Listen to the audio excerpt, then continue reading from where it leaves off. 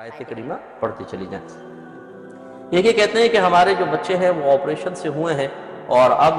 غالباً ڈاکٹرز نے یہ کہا ہے کہ زوجہ کی طبیعت زیادہ خطرناک ہو گئی ہے۔ اب اگر بچہ آپریشن سے ہوا تو بعض اوقات ایسا ہوتا ہے کہ پھر ماں کی جان کو خطرہ پڑ جاتا ہے، اور وہ پھر پریگننٹ ہو گئی ہیں، تو ہم کیا کریں؟ یا پھر اگر یہ بچہ پیدا ہو جاتا ہے اس کے بعد کیا ہم نقصان سے بچنے کے لیے بچے وغیرہ بند کروا سکتے ہیں یا نہیں؟ دیکھیں، مسئلہ یہ ہے کہ پہلی بات تو یہ کہ اگر عورت کی جان کو کوئی خدشہ اور خطرہ نہیں ہے تو پھر تو ایسا نہیں کر سکتے ہیں، یہ گناہ ہوگا، بلکہ اس کو حرام کہیں آپ کے، بڑا گناہ ہے یہ۔ اور اگر بالفرض ایسی صورتحال آ گئی ہے کہ اب بچے مزید ہوں، تو ڈاکٹر یہ کہتے ہیں کہ عورت کی جان کو شدید خطرہ ہے۔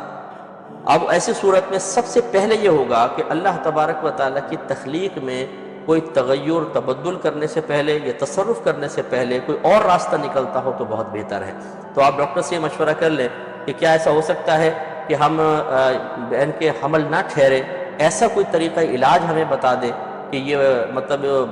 رحم وغیرہ کا منہ بند نہ کروانا پڑے یا نکلوانا نہ پڑے، بلکہ کوئی ایسا طریقہ ہم اختیار کر لیں کہ حمل ہی نہ ٹھہرے۔ اگر ایسا ہے تو پھر وہ طریقہ اختیار کرنا آپ پر پہلے واجب ہوگا۔ لیکن اگر ایسا کوئی طریقہ ان بہن کے لیے نہیں ہے بالفرض، یا ڈاکٹر کہتے ہیں کہ ان پہ شاید یہ کارگر نہ ہو، یہ پھر بھی حاملہ ہو جائیں گی، ایسی صورت میں اگر واقعی ڈاکٹر یہ کہتے ہیں کہ سخت جان کا خطرہ ہو سکتا ہے آگے چل کر، تو پھر یہ بھی کروا سکتے ہیں۔ لیکن یہ اس صورت میں ہوتا ہے جب بہت ہی خطرناک صورتحال ہو جائے اور اس کے بغیر کوئی گزارا اور چارہ نہ ہو، پھر یہ شرعی اصول آتا ہے کہ الضرورات تبیح المحظورات، کہ ضرورتیں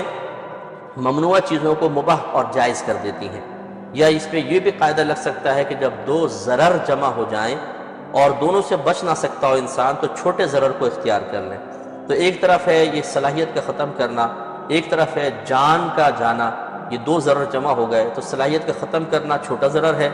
جان کا جانا بڑا ضرر ہے، تو چھوٹے ضرر کو اختیار کیا جا سکتا ہے۔ لیکن جیسے میں نے آپ کی تفصیل عرض کی ہے، بالترتیب ان چیزوں پہ غور کرنے کے بعد پھر آپ کوئی حتمی فیصلہ کیجئے۔ یہ بہن فرماتی ہیں کہ